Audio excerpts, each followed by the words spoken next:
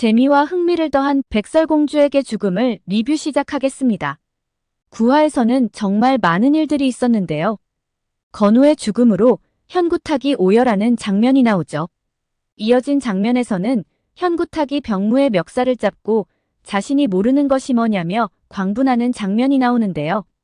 이 말은 건우가 정우에게 보영이 가방을 주고 온 날 현구탁이 그에게 했던 말이기도 합니다.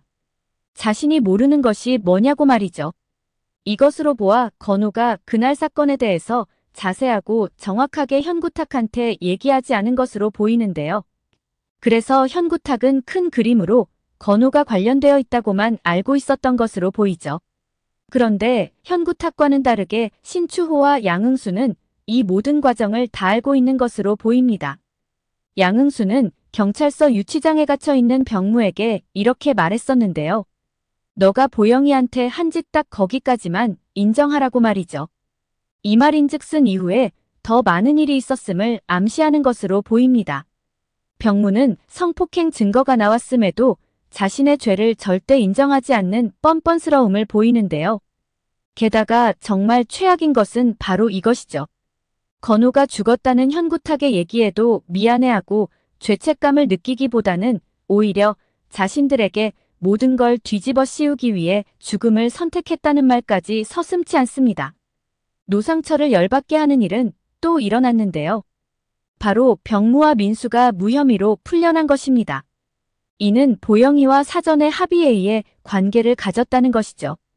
결국 죽은 자는 말이 없기에 이 모든 것을 보영이한테 다 뒤집어 씌우는 두 사람입니다.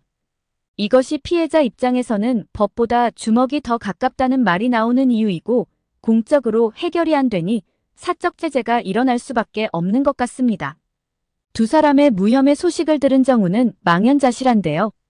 이런 정우에게 노상철은 아직 끝난 것이 아니라며 증거를 찾는 것에 집중하자고 조언하죠. 노상철은 현재 자신들이 생각하는 것은 모두 추측에 불과하다며 중요한 건 사건에 있어 직접적인 증거라고 강조하는데요. 그리고 정우와 직접적인 증거 찾기에 돌입합니다. 많은 분들이 궁금해했던 부분이 바로 이 부분이었는데요. 창고에서 건우를 포함해 세 친구가 다투고 있을 당시 누군가 창고에 들어오는 장면이 있었죠. 현구탁과 최나겸 수호까지 물망에 올랐었는데요. 그는 바로 최나겸이었습니다. 그런데 최나겸의 소리치는 장면은 정말 소름 끼쳤는데요.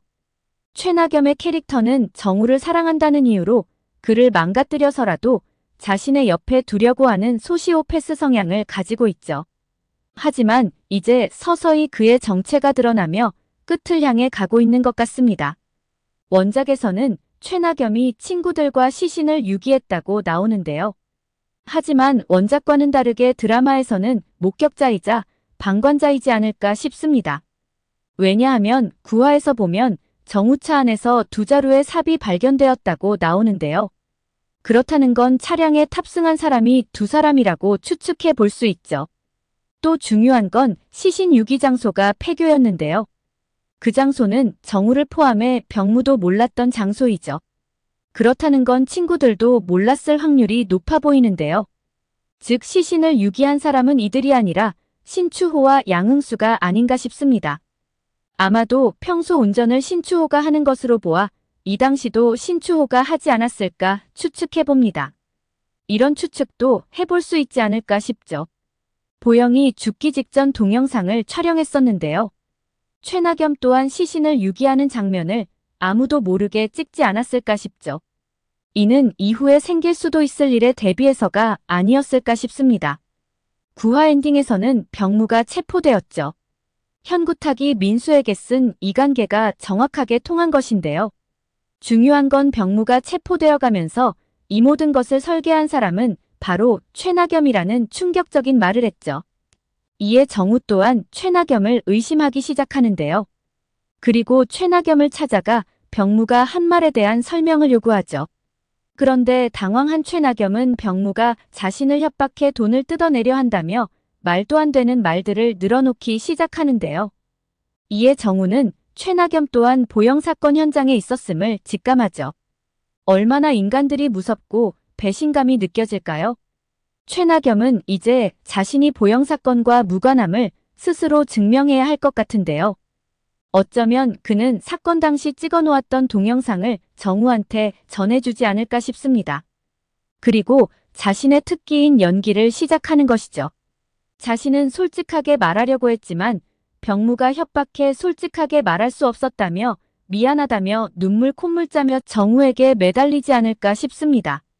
어쩌면 정우부도 갑작스럽게 사망한 것으로 나오는데요. 보영부가 이 죽음에도 관련되어 있지 않을까 싶습니다. 이 또한 민수부의 계략이지 않을까 싶은데요. 민수부의 목적은 정우 가족을 마을에서 쫓아내는 것이죠. 이는 정우 가족을 위함이 아니라 정우가 출소 후 마을에 돌아왔을 당시 사건이 다시 드러나는 것을 막기 위함입니다. 즉 현재 같은 이런 상황이 일어나는 것을 미연에 방지하기 위해서였죠. 정우부가 살아있는 한 이들이 마을을 떠날 확률은 희박한데요. 그래서 정우부를 죽이고 정우모를 지속적으로 괴롭히면 결국 얼마 버티지 못하고 마을을 떠날 거라는 판단이 선 것이 아닐까 싶습니다. 그런데 자신의 예상대로 되지 않았던 것이죠. 이제 보영이가 두 사람에게 성폭행을 당했다는 사실을 모두 알게 된 그인데요. 돈을 받고 딸의 죽음을 외면하는 파렴치한 아버지로 남을지 아니면 최소한의 아버지로서 그들에게 복수하는 방법을 선택할지 두고 봐야 할 것 같습니다. 오늘 영상은 여기까지입니다. 구독, 좋아요는 언제나 제게 큰 힘이 됩니다.